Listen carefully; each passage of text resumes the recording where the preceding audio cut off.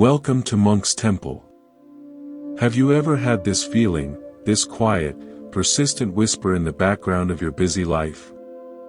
That no matter how fast you run, how high you climb, or how beautifully you arrange the world around you, you can't quite outpace a certain heaviness inside. You finish a long day, you finally sit down, and there it is, not a thought, but a feeling. A hollow echo. A sense that you are living next to yourself, in a beautifully decorated room, but the window to your own soul is slightly fogged. You are managing, you are functioning, but you are not truly residing within your own life. If that whisper feels familiar, if that fogged window is a view you know, then please, come sit. There is no need to run from that feeling any longer. In fact, that very feeling, that gentle ache of disconnection, is not your enemy. It is an invitation. An invitation from your deepest self to stop, to turn around, and to finally come home. For thousands of years, in the quiet halls of monasteries and under the shade of Bodhi trees, a profound understanding of this human ache has been nurtured. Buddhism does not see this ache as a flaw, but as a fundamental signpost on the path of being alive. It tells us that the prison we feel is rarely built of stone and lock. It is built of the stories we believe, the truths we avoid, and the relentless, exhausting effort to be anywhere but here, in this present moment, with this present heart. Tonight, we are not going on a journey outward. We are going on the only journey that ever truly matters. The journey inward. To the landscape of your own mind. And I promise you, what you will find there is not a monster, but a lost and beautiful part of yourself, waiting to be met with kindness, and finally, set free. Let us begin. You wake up one morning and decide, enough. This heaviness, this restlessness, this subtle hum of dissatisfaction, it ends today. You believe, with all your heart, that if you can just change the scenery of your life, the scenery of your soul will change with it. So you make a plan. You leave the city for the countryside. You trade the noise for silence, the crowd for solitude. You stand on a porch overlooking a vast, peaceful field, and you breathe in the clean, new air. For a moment, it works. The view is different.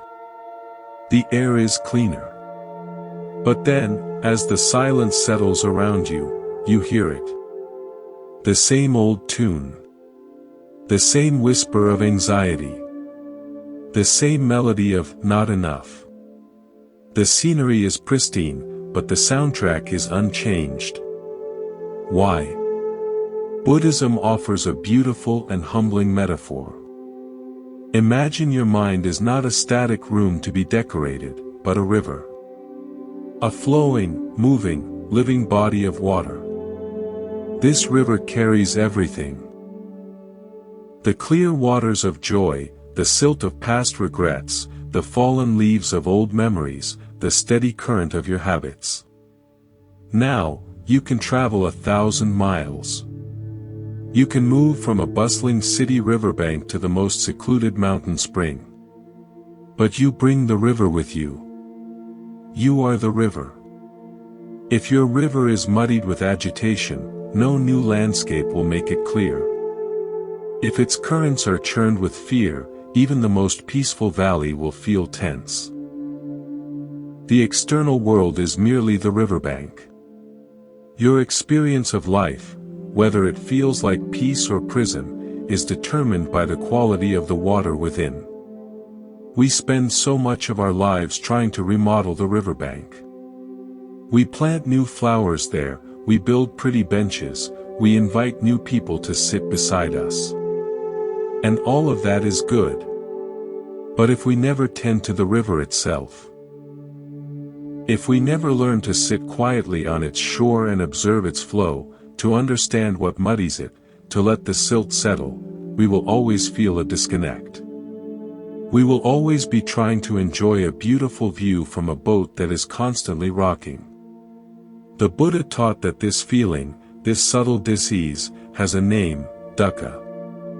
It is often translated as suffering, but it is more nuanced than acute pain.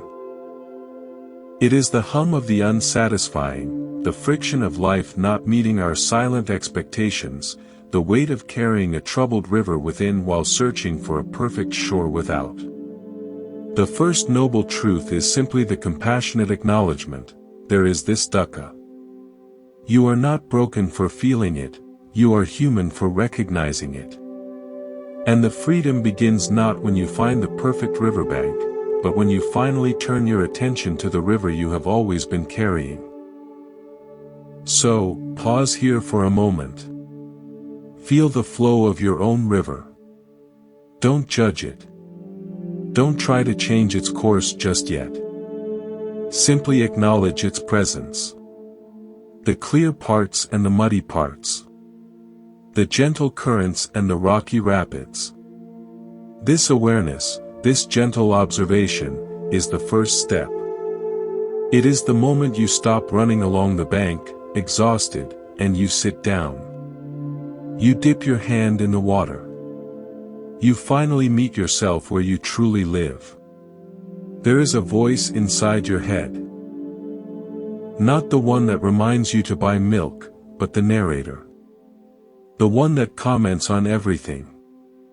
They didn't text back, they must be upset with you. You fumbled those words, you sounded foolish. Look at them, they have it all figured out, and you're just here. This narrator has a story for everything, and most of the stories are not kind.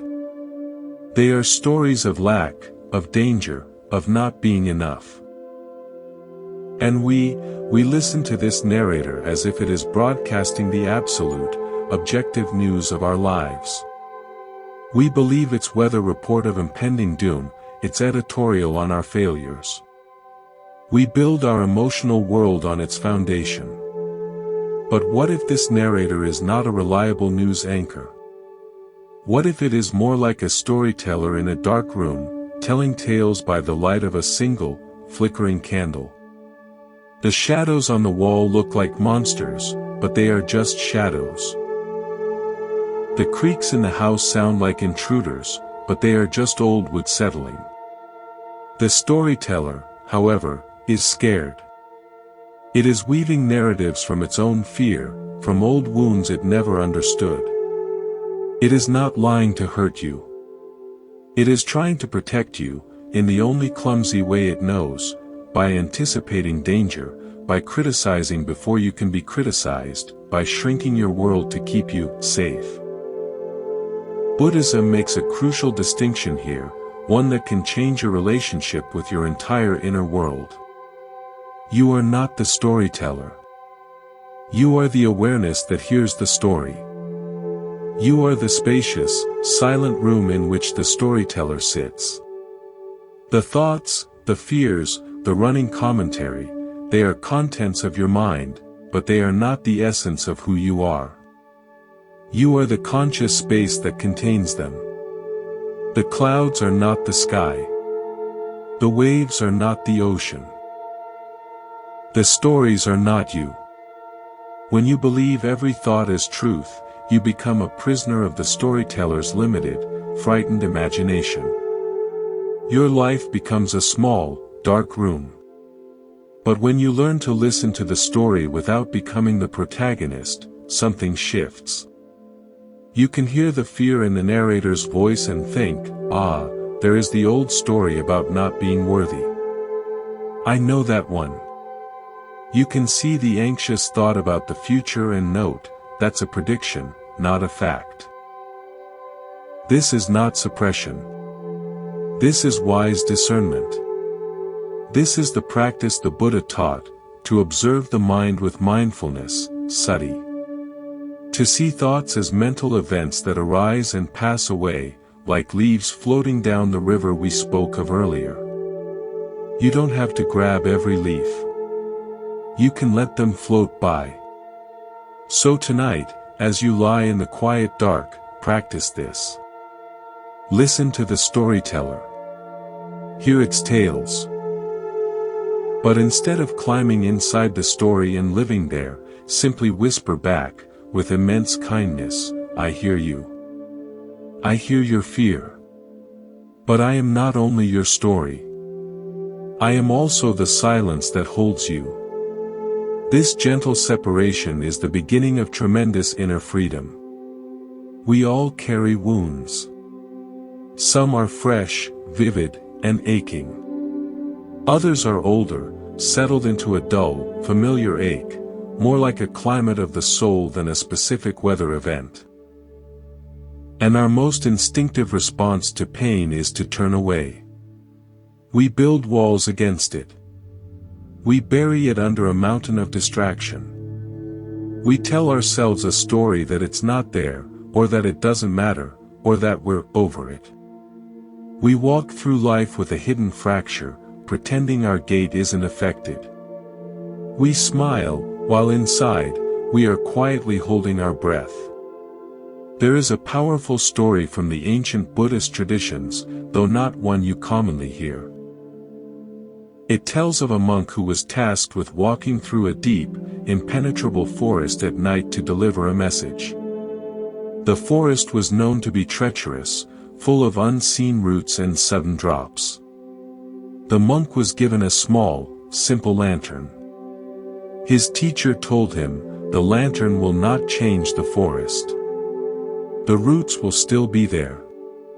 The drops will still be deep. But the lantern will show you where they are. Walk slowly. Let the light show you the truth of the path, step by step.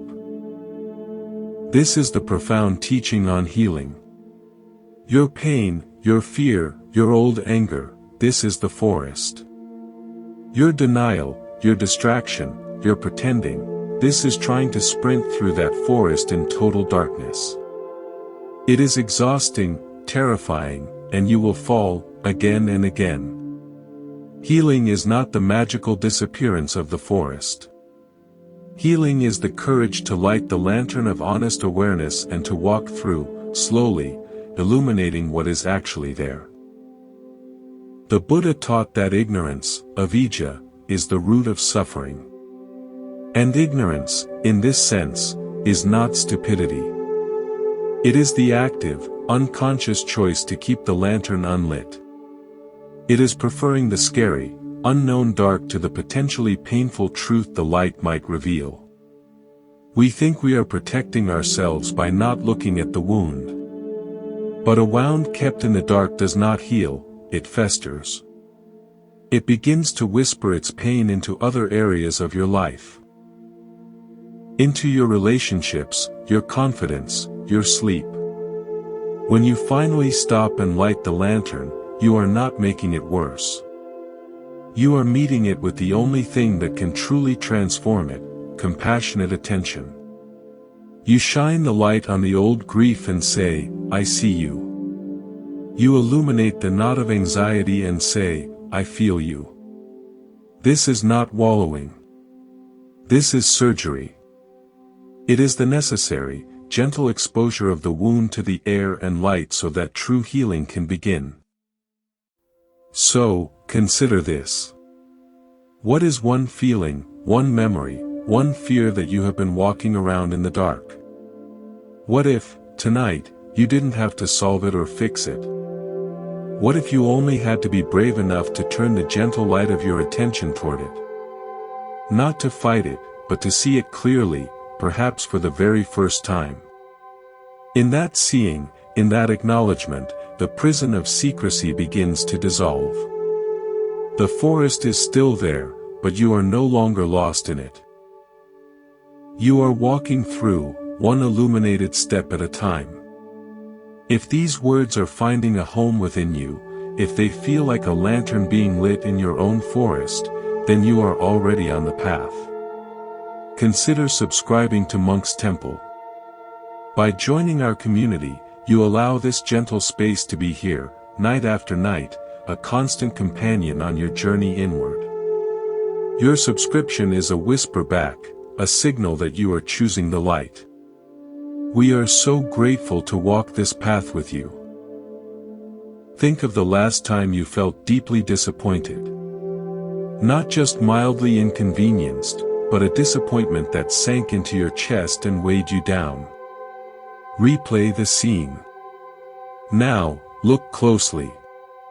What was at the very center of that pain? Was it the event itself, or was it the silent, invisible anvil you were holding, the anvil of how you believed it should have been? We go through life carrying these anvils. The anvil of the perfect relationship, where our partner always knows what we need. The anvil of the flawless career, where recognition and fulfillment arrive on schedule. The anvil of the harmonious family, the obedient life, the guaranteed outcome. We don't even realize how heavy they are until reality, in its wild, unpredictable beauty, fails to match the precise shape of our expectation. And then, clang, the anvil drops. The disappointment isn't just about the event, it's the shock of the impact, the weight of the expectation crashing down. The Buddha identified this as a primary source of our suffering, tanha, often translated as craving or thirst. But it's more than just wanting a new car. It is the deep, often unconscious, craving for life to conform to our personal blueprint. It is the attachment to a specific outcome, a specific feeling, a specific version of people and events. We become architects who rage when the living world refuses to be a static building. There is a different way. It involves learning the art of the open hand. Imagine you are in a garden. You see a beautiful, perfect apple on a branch. You can approach it with a closed fist, determined to seize it, possess it, make it yours. In doing so, you might crush it, or strain your arm, or find the branch breaks. Or, you can approach with an open hand. You can cradle the apple gently, appreciating its color, its roundness, its existence on the tree. You may still pick it, but without the violence of possession. And if a wind blows and the apple falls elsewhere, your open hand is not wounded. It remains ready to receive what is, not just what you demand. This is non-attachment, a cornerstone of Buddhist wisdom. It is not cold indifference. It is the opposite. It is a warm, engaged participation with life as it is, not as your anvil of expectation demands it to be. It is loving someone without insisting they fit the mold of your perfect partner. It is working diligently without needing the guarantee of a specific reward. It is wanting the best, but not suffering the worst when the best takes a different form than you imagined. Your suffering is rarely about the event itself. It is about the gap between what is and what you believe should be. The smaller you make that gap, not by lowering your standards, but by releasing your rigid blueprints, the lighter you become. You trade the heavy anvil for an open, receptive hand. And an open hand can both give and receive grace in a way a clenched fist never can. Take a breath now. Feel your hands. Imagine them softly opening. What anvil, however small, can you gently set down tonight? Rumi, the Sufi poet, wrote a beautiful verse, "This being human is a guest house. Every morning a new arrival, welcome and entertain them all." The Buddhist heart understands this intimately. Your inner world is not a fortress to be defended, but a guest house. Joy arrives, a bright and laughing guest. Sadness follows, quiet and draped in gray. Anger knocks, loud and hot. Fear creeps in, trembling in the doorway. Our instinct is to be a selective host. We rush to welcome joy, to give it the best room. We try to slam the door on anger, to ignore the knocking of fear, to convince sadness it has the wrong address. But here is the secret these wisdom traditions share: a guest you refuse to admit does not leave. It camps on your doorstep. It peers in your windows. It knocks louder and more persistently, disrupting the peace for all the other guests inside. The energy you use to hold the door shut against fear is more exhausting than simply letting it in, offering it a cup of tea, and listening to what it has to say. The Buddha's path of mindfulness is the training to become a wise, compassionate host to your own inner experience. It is the cultivation of upekkha, equanimity. A balanced, calm heart that does not get swept away by any guest, but can meet each one with space and presence. When anger arrives, you don't have to become its puppet and throw furniture. You can say, "Ah, anger. I see you are here. What is beneath your heat? Is it hurt? Is it a sense of injustice?" When anxiety flutters in, you don't have to panic at its presence. You can note, anxiety is visiting today. It's telling its old stories about the future. I will listen, but I will not mistake its stories for truth. This is radical emotional courage. It is the end of the civil war within yourself. You stop seeing parts of your own humanity as enemies to be defeated. You begin to see them as messengers, as guests bearing information about your needs, your boundaries, your unhealed places. A guest does not stay forever. Joy will depart. So will sorrow. By allowing them all to flow through the guest house of your heart, you remain at peace. The house itself, your fundamental awareness, is never damaged by the guests. It is only cluttered when you try to trap the pleasant ones and bar the door against the difficult ones. So tonight, practice being the host. In your quiet moment, check in. Who is here? Is it a tired resentment, sitting in the corner? A gentle loneliness, looking out the window? Don't ask them to leave. Don't pretend they aren't there. Simply acknowledge their presence. I see you. You are welcome here for now. This simple act of hospitality toward your own soul is where inner integration begins. It is how you become whole.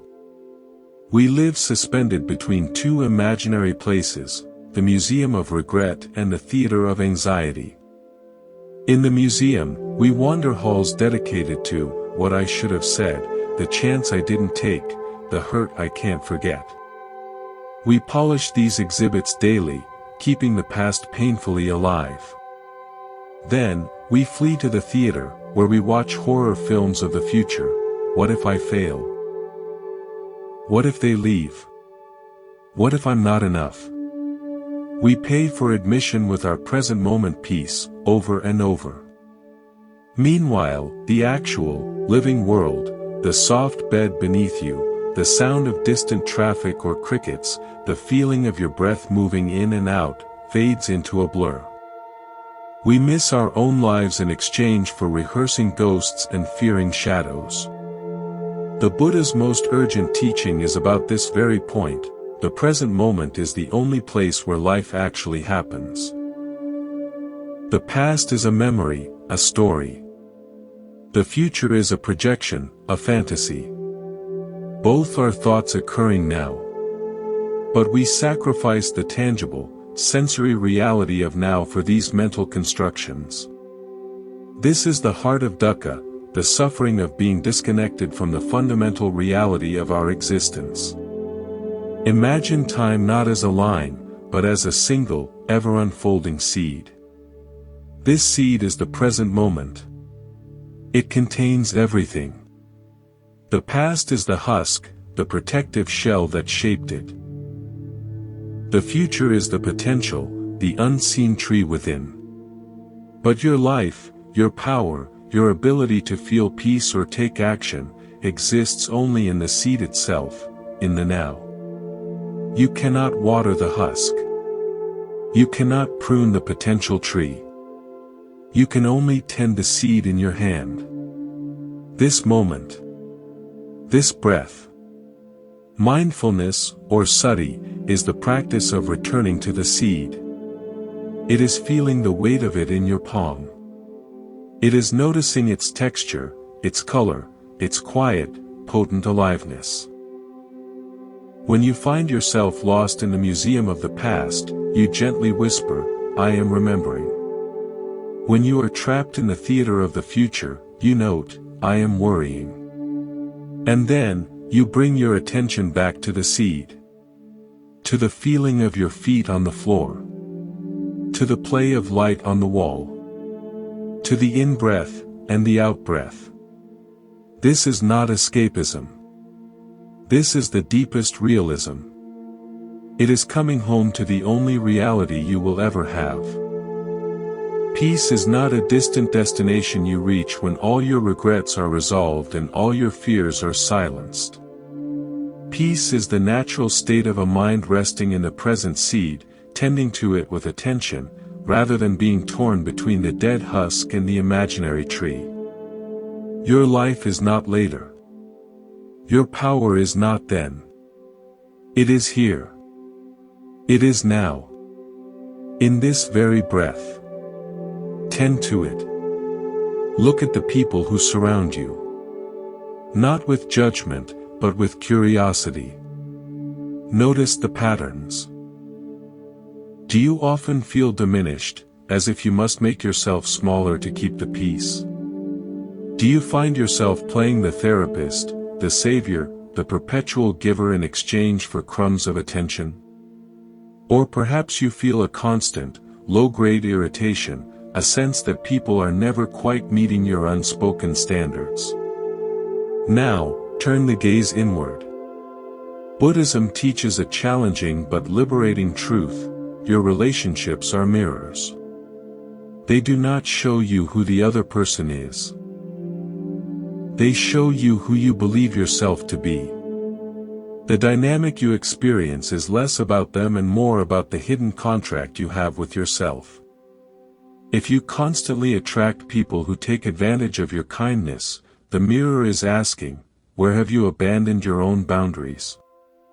Where do you believe your worth is earned through sacrifice? If you are perpetually disappointed, the mirror reflects. What anvil of expectation are you carrying, and why do you keep handing it to others to hold? If you feel lonely in a crowd, the mirror whispers, how are you leaving yourself? Where is the inner companionship you seek from the outside? This is not about blaming you for the hurtful actions of others. People are responsible for their own conduct. But you are responsible for your own healing, and for the patterns you perpetuate.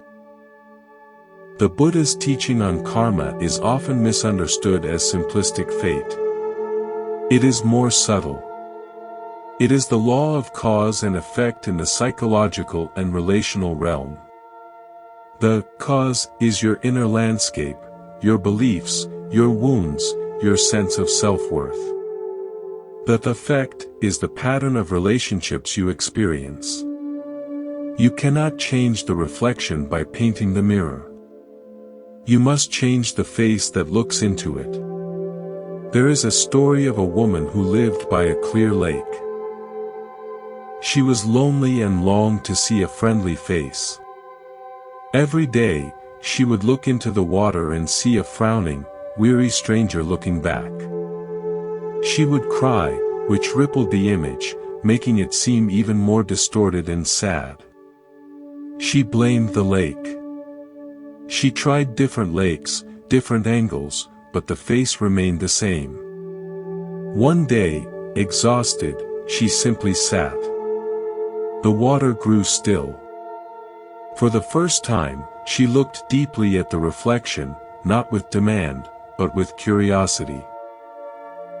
She saw the sadness in the eyes, the tension around the mouth.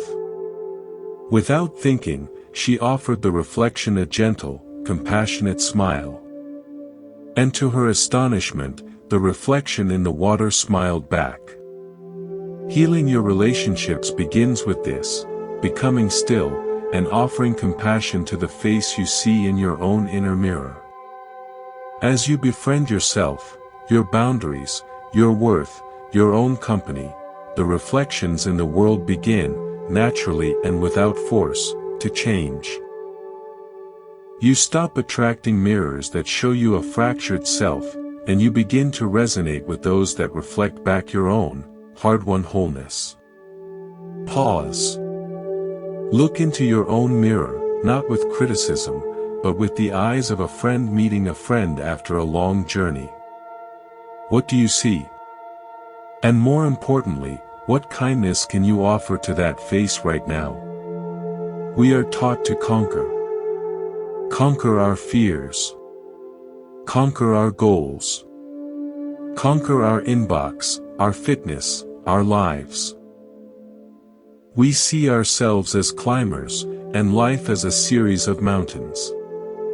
We strain, we strive, we reach one peak only to see the next, taller one looming ahead.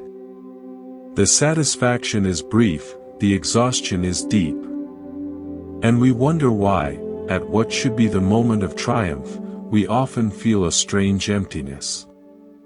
Is this all there is? Buddhist wisdom invites a seismic shift in perspective. What if you are not a climber conquering a mountain? What if you are the mountain?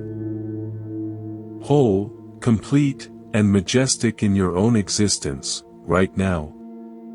The striving self, the one that wants more, achieves more, becomes more, is like a small figure on your own slopes, frantically building cairns and planting flags, believing it is creating your worth. But the mountain does not need the climber's validation to be a mountain. It simply is. The feeling of lack, that not enough, that drives the endless climb, is an illusion projected by the small self, the ego. The Buddha called this anatta, or not self. It is the understanding that this collection of striving, wanting, fearing thoughts is not your permanent, solid identity. It is a process, a weather pattern on the mountain. You are the vast, silent, unmoving presence upon which that weather occurs. When you identify as the climber, your peace is forever conditional. I will be happy when I reach the top. When you remember you are the mountain, peace is your fundamental nature. Storms may rage on your slopes, difficult emotions. Snow may fall, loss, change. Sunshine may warm your stones, joy, love. But the mountain remains. It does not celebrate the sun as a conquest or mourn the storm as a failure. It experiences it all, contains it all, and is fundamentally unchanged by it all. This is the freedom of being. Not the exhausting freedom of doing and achieving, but the profound freedom of existing. You don't have to climb yourself to prove you are worthy of peace. You are already the terrain where peace naturally resides. The work, then, is not to climb higher, but to settle deeper into yourself. To feel your own solidity. To trust your own existence. So tonight, let the climber rest. Put down the pack. Stop looking up at the next impossible peak. Feel instead the weight of your body, the gravity that holds you to the earth. You are not a project to be completed. You are a presence to be inhabited. You are the mountain. And a mountain, in its silent, unwavering being, is already complete. We cling. It is our deepest instinct. We cling to youth as our skin changes. We cling to relationships as people grow. We cling to moments of happiness, trying to press them like flowers in a book, only to find they've become brittle memories. We cling to our own self-image, defending it fiercely against the gentle erosion of time and truth. And in all this clinging, we suffer. Because life is not static.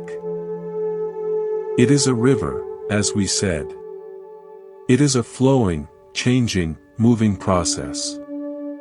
To cling is to stand in a river and try to hold on to a specific handful of water. It is impossible, and the struggle is all you experience. The Buddha's central teaching on anicca, impermanence, is not a dark prophecy. It is a declaration of freedom. Everything that arises will pass. Every joy, every sorrow, every thought, every season of the body, every chapter of life.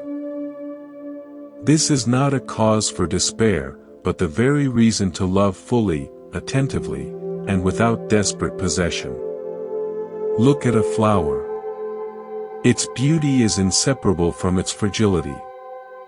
The fact that it will wilt does not detract from its perfection, it makes your appreciation of it more poignant, more present, more real. Your suffering arises not from impermanence itself, but from your argument with it. You want the flower to stay forever. You want the happy moment to be a permanent state. You want the people you love to never change. But that is like wanting the river to stop so you can keep one perfect cup of water. You would miss the river's song, its flow, its endless journey to the sea. The practice is to learn to hold like a riverbed holds water, supporting it, shaping its flow for a time, but never imprisoning it. You love, but you do not strangle with need. You enjoy, but you do not clutch in fear of loss. You work, but you do not attach your worth to the outcome. This is the gentle art of letting go, which is really the art of letting be. You let things be what they are, for as long as they are, and you let them go when it is time. There is profound strength in this.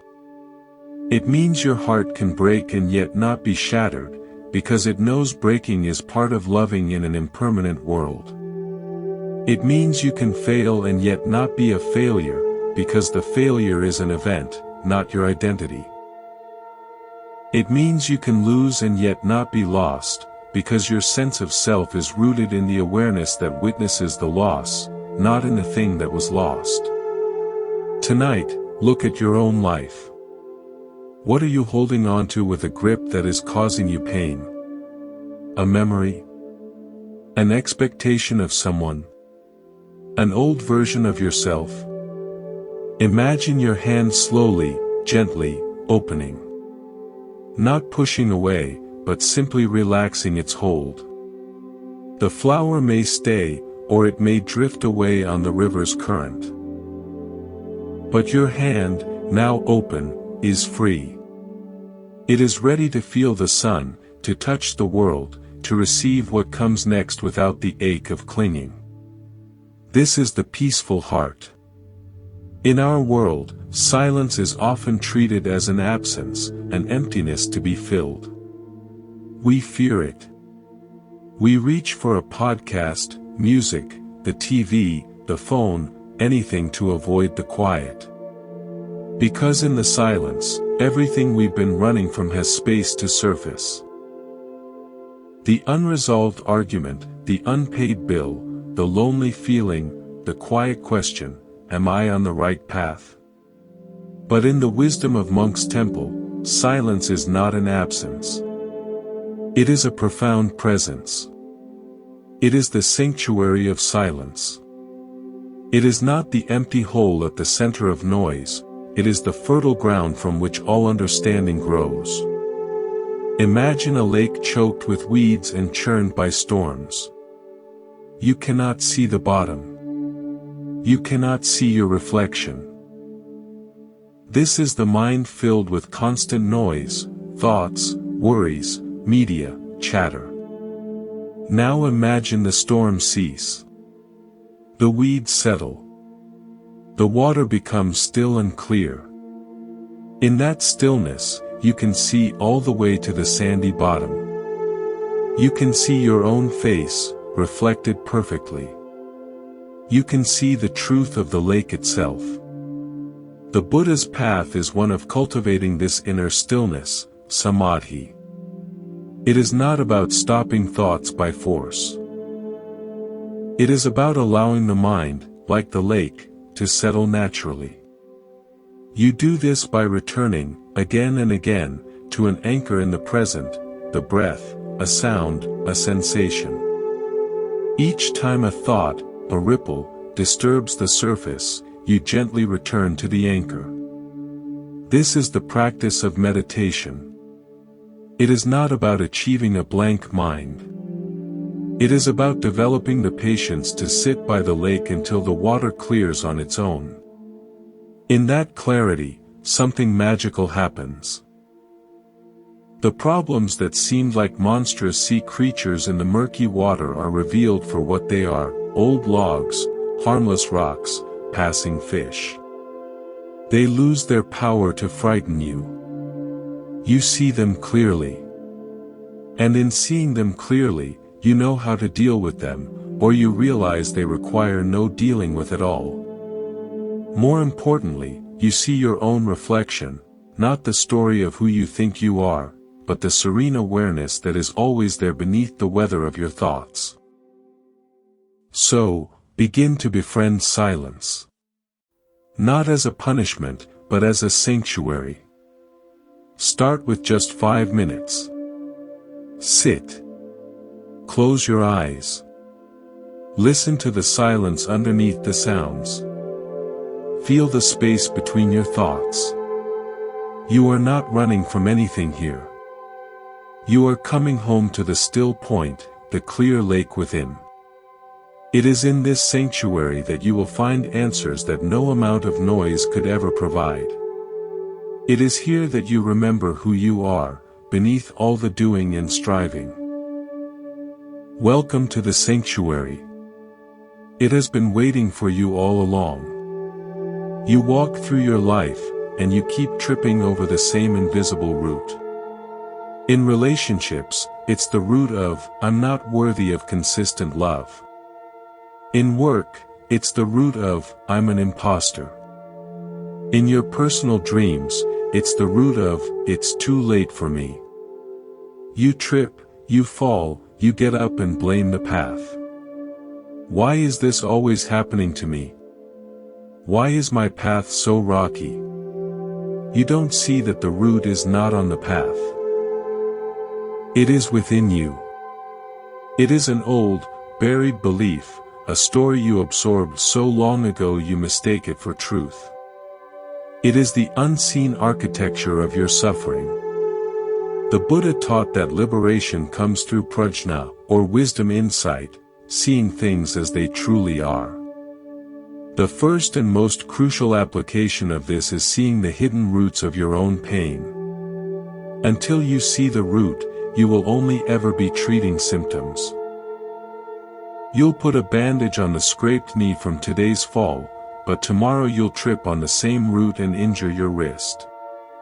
The pattern continues. How do you find these roots? You must become a gentle archaeologist of your own soul. You do this in the sanctuary of silence.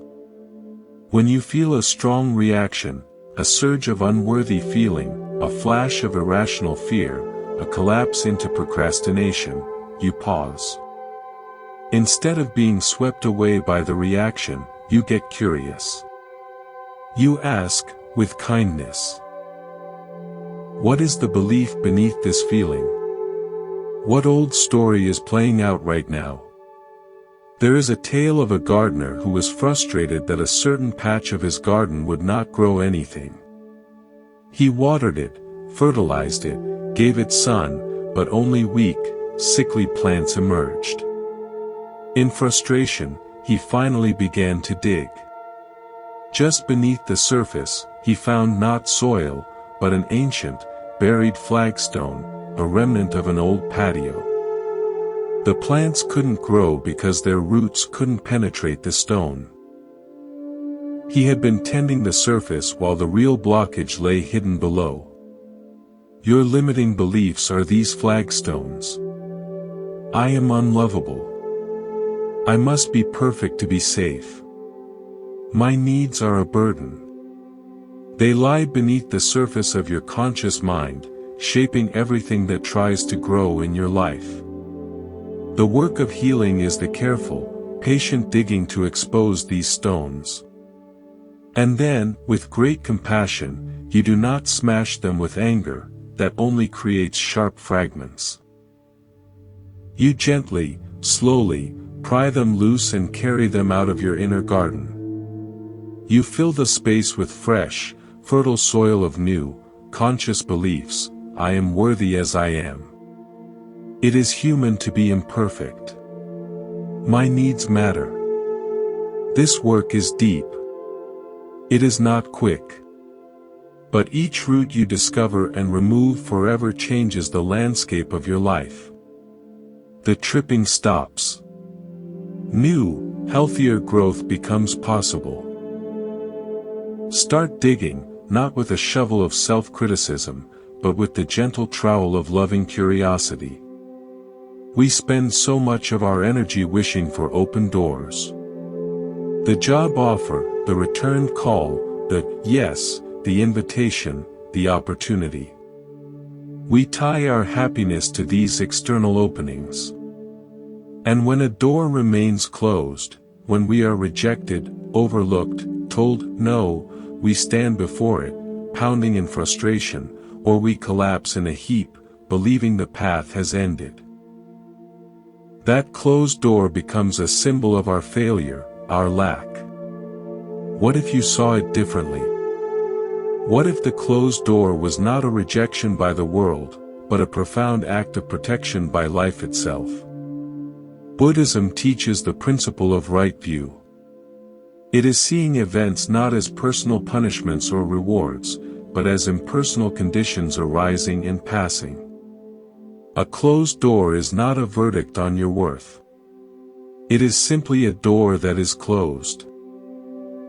Behind it may be a path that is not for you, a room that would have been a prison in disguise, a lesson you are not yet ready to learn.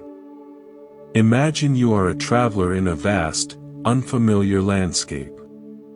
You come to a fork in the road. One path is open, inviting, bathed in sunlight. The other is blocked by a fallen tree, a closed door. The ego screams to clear the tree, to force your way down that path. It takes it as a challenge. But wisdom sits down. It rests. It considers that the tree may have fallen for a reason. Perhaps there is a cliff ahead that you cannot see. Perhaps that path leads to a swamp. Perhaps your true path is the sunlit one, but you needed the obstacle to pause, to look up, and to notice it. Sometimes, the most merciful thing the universe can do for you is to say no, to block a path that your longing, in its myopia, was determined to take. That no is not a deprivation. It is a redirection. It is life saying, not this. Something else. Something more aligned with the soul you are becoming. Your suffering around a closed door comes from your attachment to a specific outcome. It comes from the story you've already written about what lies behind it. When you release the story, the door is just a door. You can acknowledge the disappointment, the feeling is valid, but you don't have to build a home in it. You can turn around. You can look at the landscape anew. You might see a window where you only saw a wall. You might find a small, overgrown trail you never noticed, one that leads to a vista more beautiful than anything you had imagined behind the door you were fixated on. So, think of a door that is closed for you right now. A hope deferred. A dream that seems blocked. Place your hand on it not with anger, but with gratitude. Whisper, "Thank you for protecting me from what was not mine." Then, turn around. The whole world is behind you, full of unseen paths and unexpected light. Your journey is not over. It has simply been wise enough to change direction. You know how to be compassionate toward others. When a friend is suffering, your heart softens. You offer kind words, a listening ear, the space for them to be imperfect.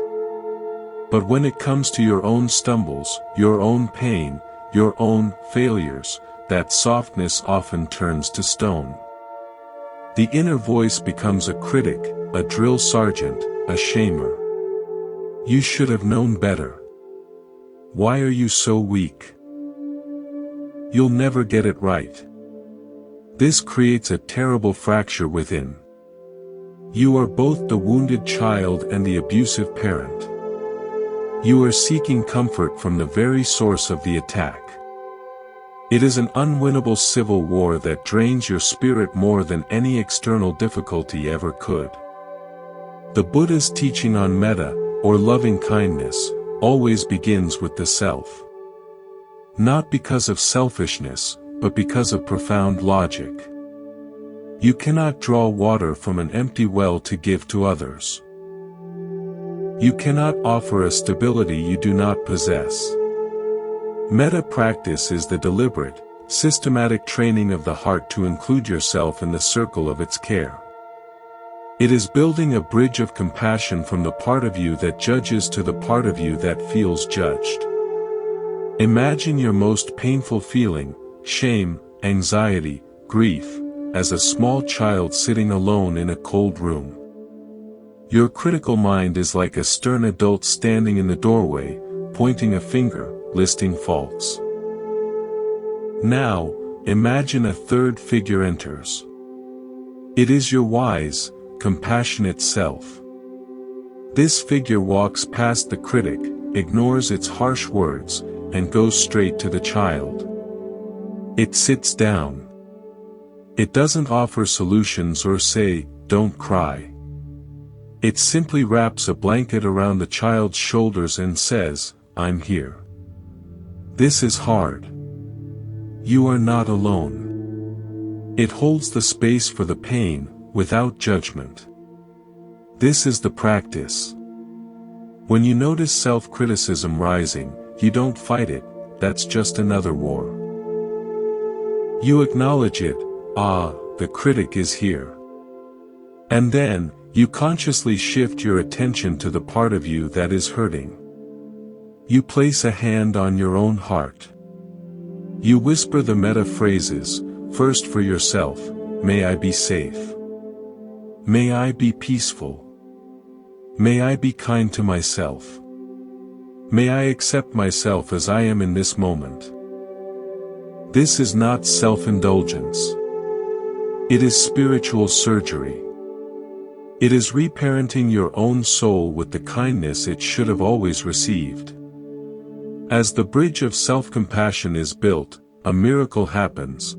Your compassion for others becomes more authentic, less burdened by resentment or need.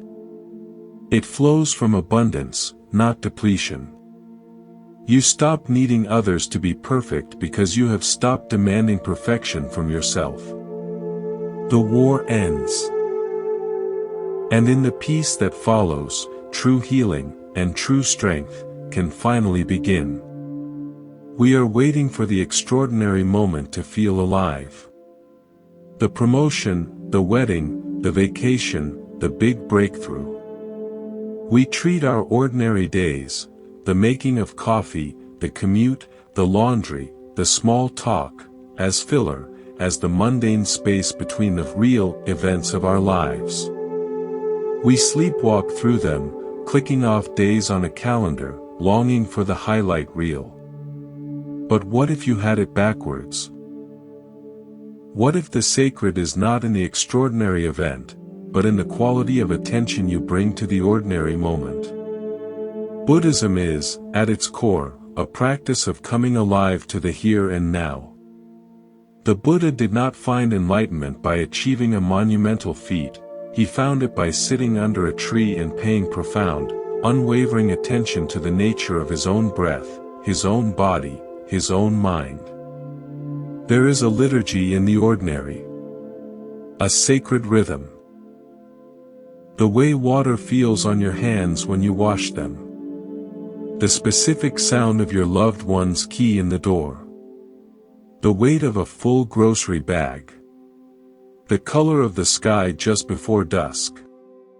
These are not interruptions to your spiritual life, they are the material of your spiritual life. When you rush through them on your way to some future, important moment, you are missing your life. You are missing the very texture of existence that you are here to experience. Mindfulness is the practice of consecrating the ordinary. It is brushing your teeth and feeling the bristles, tasting the mint, hearing the sound. It is drinking tea and feeling the warmth of the cup, watching the steam rise, savoring the flavor on your tongue. It is listening to someone, truly listening, without planning your response, and seeing the light in their eyes as they speak. When you practice this, a shift occurs. You stop living for the few scattered peaks and begin to appreciate the entire mountain range of your existence. The quiet moments become nourishing, not boring. The simple tasks become grounding, not tedious. You realize that peace is not a rare bird that lands only on special occasions. It is the very air in which the ordinary unfolds, if you would only breathe it in. So, today, choose one ordinary ritual. Making your bed. Walking to your car. Eating a meal. Perform it not as a chore to be completed, but as a sacred act. Be fully present. This is your life, happening now. Not later. Not in the big moment. Right here.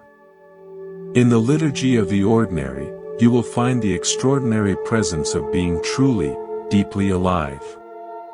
Life will bring storms. This is not pessimism, it is the nature of living in an impermanent, interconnected world.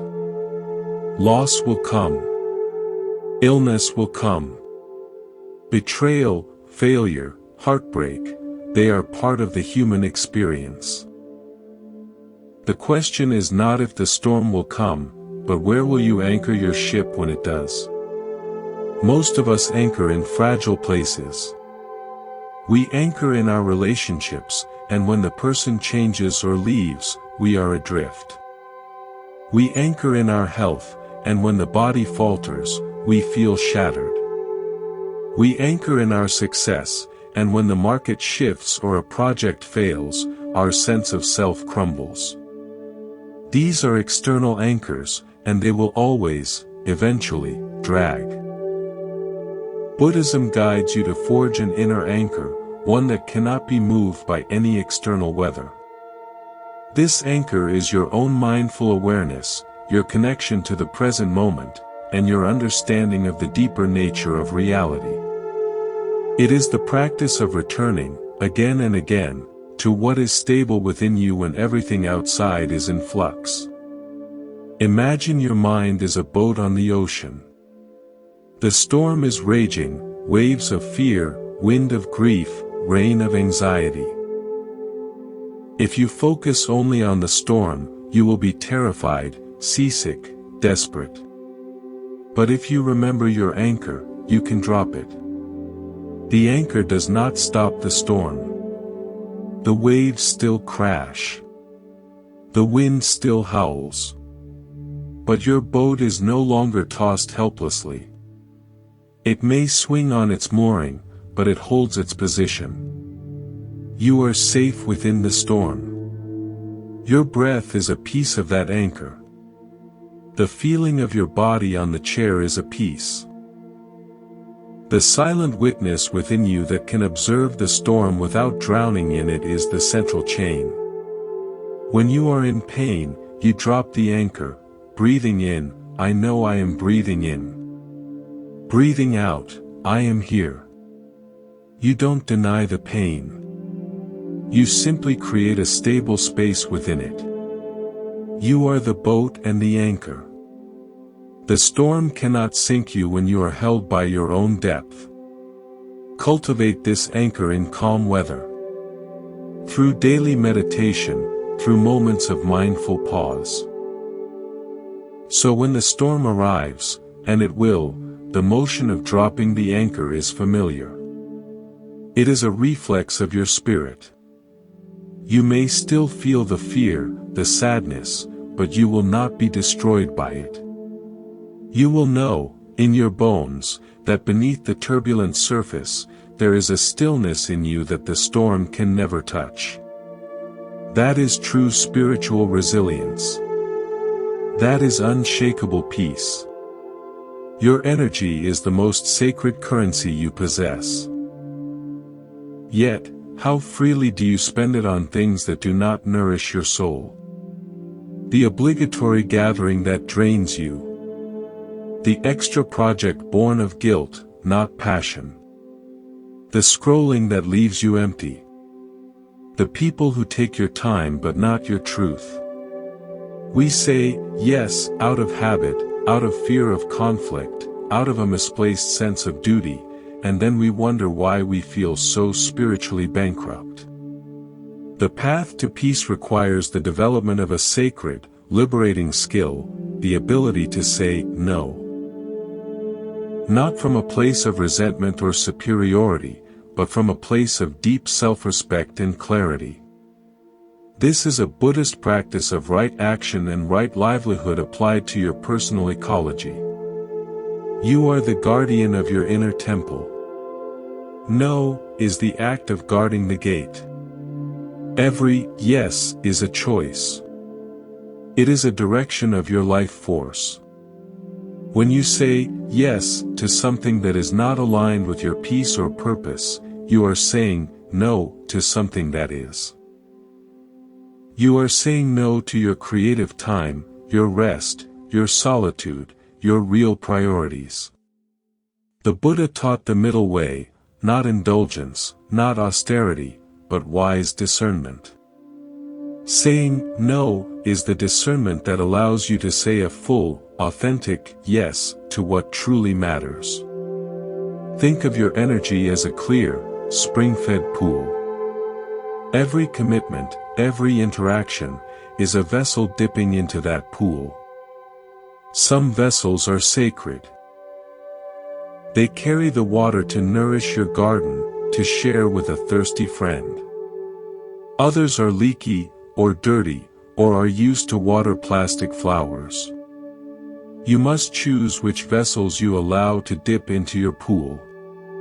A conscious no is simply pulling a vessel back and saying, this is not for you.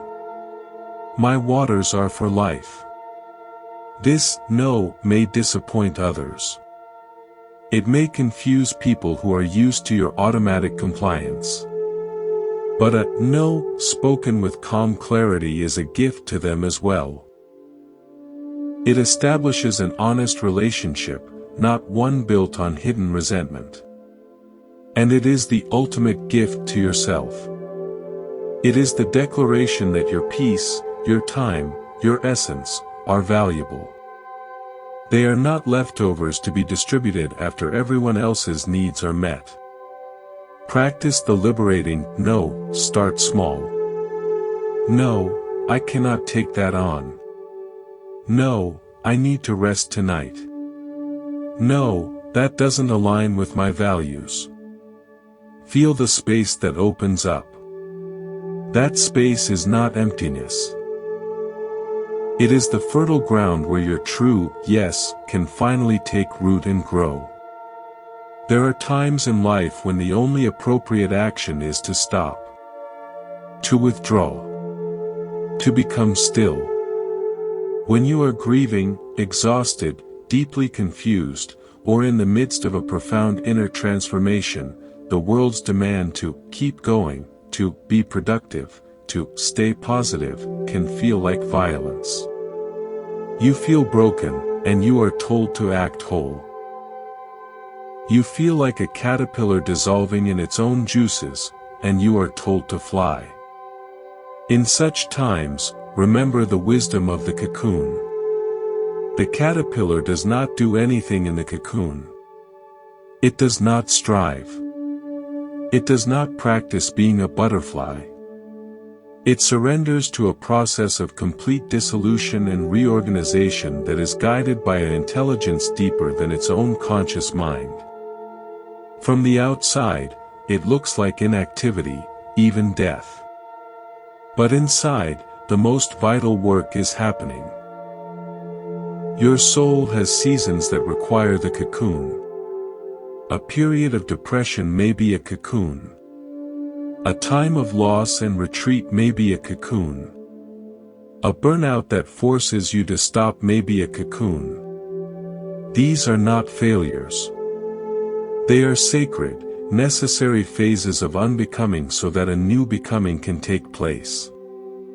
The Buddhist concept of sunyata, often translated as emptiness, points to this fertile, open space where old forms fall away so new ones can emerge. It is not a void of nihilism, but a womb of potential. If you are in a cocoon season, grant yourself the ultimate kindness, permission to be in it. Stop trying to force a butterfly's wings when you are still liquid. Your only task is to provide the safe, quiet space for the transformation. Rest. Be gentle. Listen inward. Allow the old structures of your identity, the ones that may have become too small for your spirit, to soften and dissolve. There is deep intelligence in this dissolution. It is making space. Trust the process. The butterfly does not need to understand biochemistry to become itself. It simply trusts the instinct to weave the cocoon and then rests within it. You, too, have this instinct. When the time is right, and not a moment before, the need for the cocoon will fall away. You will feel a stirring, a gentle push toward the light. And you will emerge, not because you forced it, but because the transformation was complete. Honor your cocoon seasons. They are not wasted time. They are where your new wings are woven in darkness, in silence, in sacred trust. We spend our lives seeking teachers, guides, answers from outside. We look to gurus, books, partners, therapists, to tell us who we are and what we should do. And while external guidance can be a helpful signpost, there is one teacher whose voice is more direct, more immediate, and more relentlessly honest than any other: your own pain. Not the dramatic, self-created suffering of ego, but the clean, sharp pain of a truth being avoided. The loneliness that whispers you are abandoning yourself in a crowd. The resentment that signals a boundary has been trampled. The anxiety that reveals an attachment to an uncontrollable outcome. The fatigue that shouts you are living out of alignment with your values. This pain is not your enemy. It is your most devoted, uncompromising teacher. The Buddha's entire path sprung from his willingness to sit with the fundamental questions of human pain. He did not run from it. He turned toward it. He invited it in as his teacher. And in doing so, he discovered its liberating lessons. Your pain always has a message. Its language is sensation and emotion. Your task is to learn to listen. When you feel a knot in your stomach before a certain commitment, your teacher is speaking, "This is not for you." When you feel a dull ache after time with a certain person, your teacher is saying, "This dynamic is costing you your vitality." When you feel a burning envy, your teacher points, there is an unfulfilled desire or unacknowledged talent here. To make pain your teacher, you must change your relationship with it. Instead of, I shouldn't feel this, try, what is this feeling trying to show me? Instead of reaching for a distraction, sit in quiet curiosity with the sensation. Ask it, with sincerity, what do you need me to know? The answer may not come in words. It may come as a sudden insight, a memory, a clear knowing about a next step. This is the path of wisdom. It turns every moment of discomfort into a classroom. It means you never truly fail, you only receive more data from your most honest guide.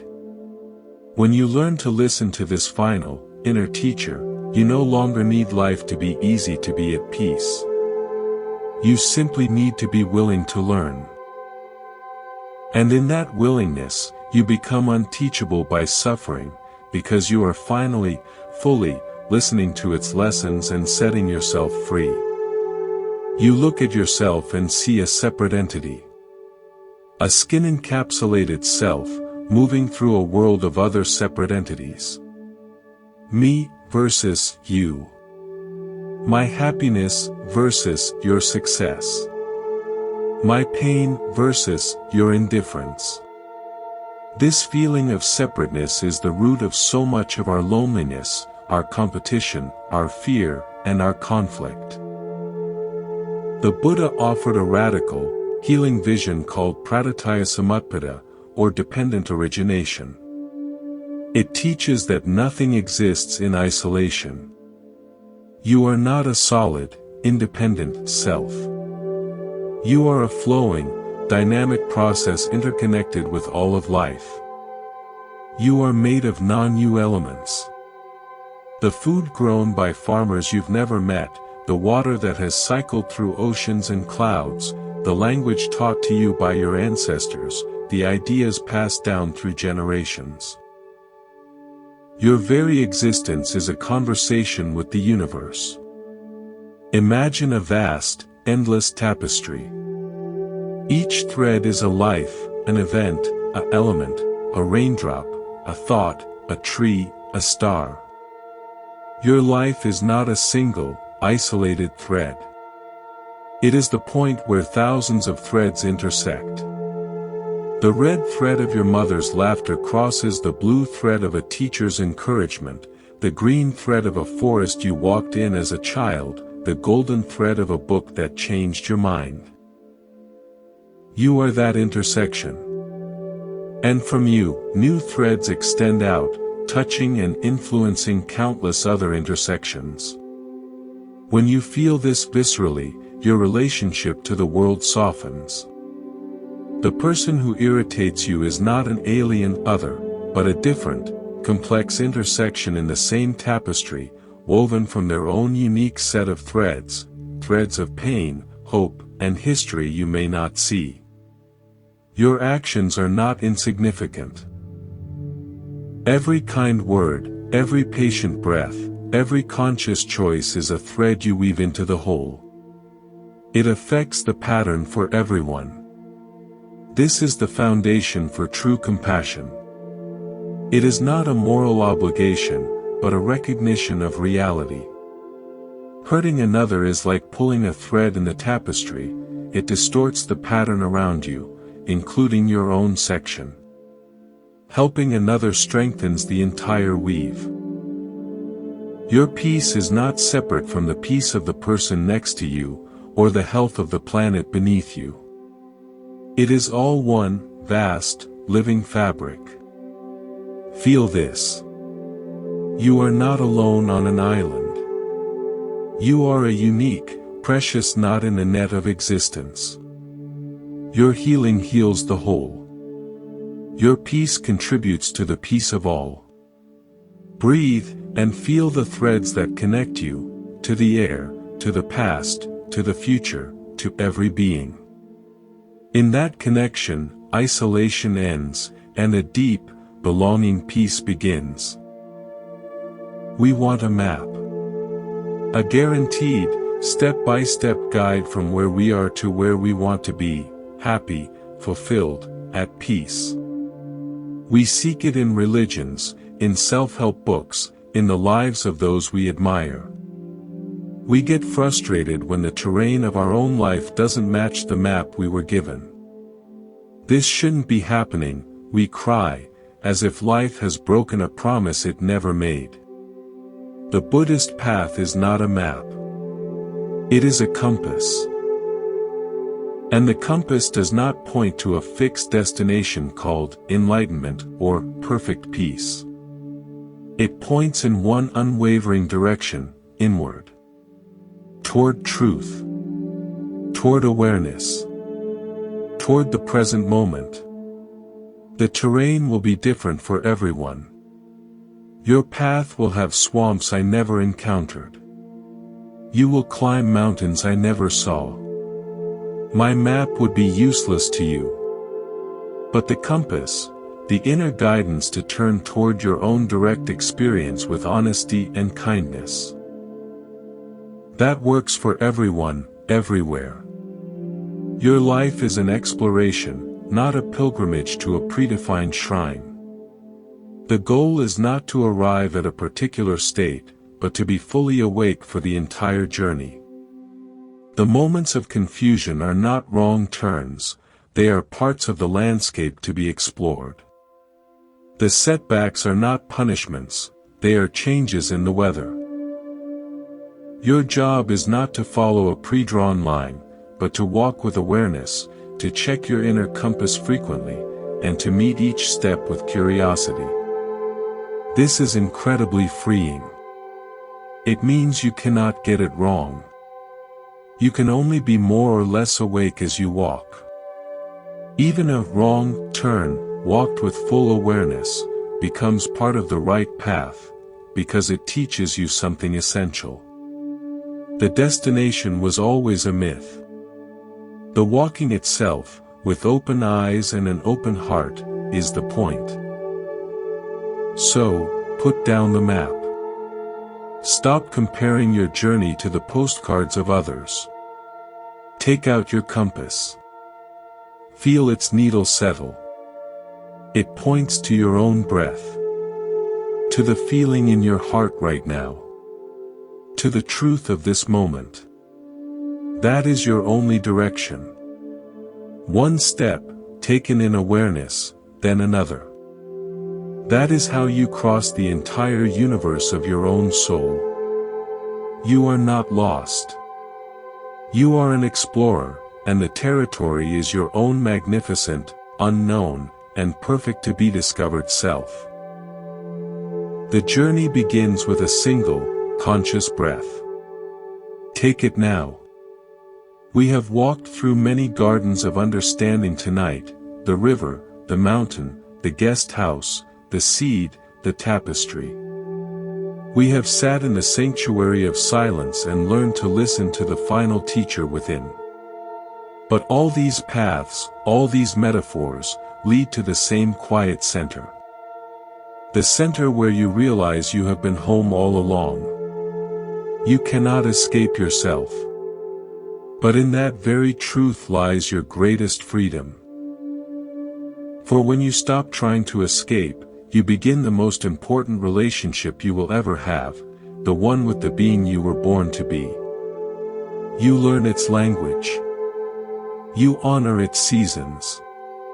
You offer it the compassion you would offer a dear friend in pain. This is not the end of difficulty. Life will still have its storms. But you will have built an inner shelter. This is not the end of feeling. Your heart will still break open, but it will break open toward love, not toward shattering. This is the beginning of living from the inside out. Where your peace is a practice, not a prize. Where your worth is a given, not a question. Where your life is an experience to be felt, not a problem to be solved. The door to this freedom is not locked. It has never been locked. It is simply waiting for you to stop pushing against it from the outside, and to turn the handle from within. The handle is your own gentle, honest attention. So, as we part ways for now, carry this with you. You are the mountain. You are the river. You are the host and the guest. You are the tapestry and the thread. You are not a project to be finished, but a presence to be lived. And in this moment, and in every moment you remember to return to it, you are already enough. You are already home. Thank you for spending this time at Monk's Temple. May you walk gently with yourself. May you meet your own heart with kindness. May you find, in the quiet of your own being, the peace that has been waiting for you all along. Good night.